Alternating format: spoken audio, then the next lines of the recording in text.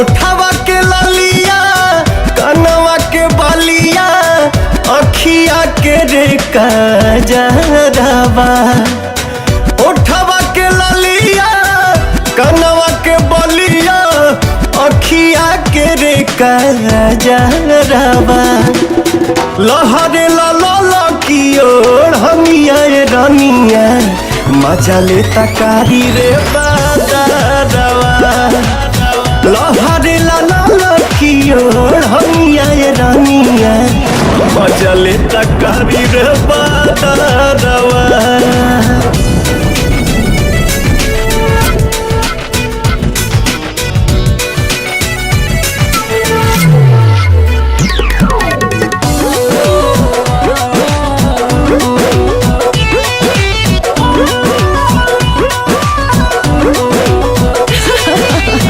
हंसलू त लगे केहू देत हो खेने बाता आ जिंदा जवानी बनौले रहस देवता देवता देवता।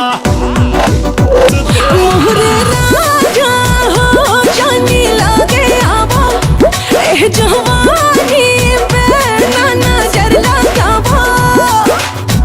बगिया के मलिया निरखेला कलिया सब रस चूसेला भंवरवा।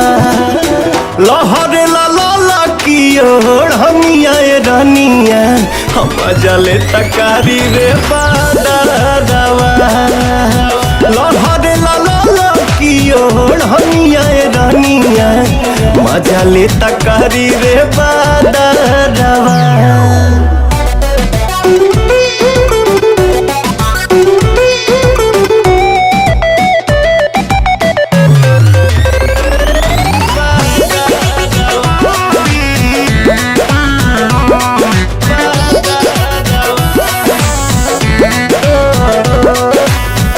हटेला जब जब छतिया से परदा दर्द न सहे पावे कवनो भी मरदा। हमर दिलवा भी इलू इलू बोले सुन के बातिया मोरा मन डोले। मोरनी के चलिया सेवयस गलिया गजबे के शोभेला सिंगारवा। लहरे लाला की ओर हमिया रानिया मजा ले तकारी रे बादरवा। लहरे लाला की ओर हमिया रानिया मजा ले तकारी रे बादरवा।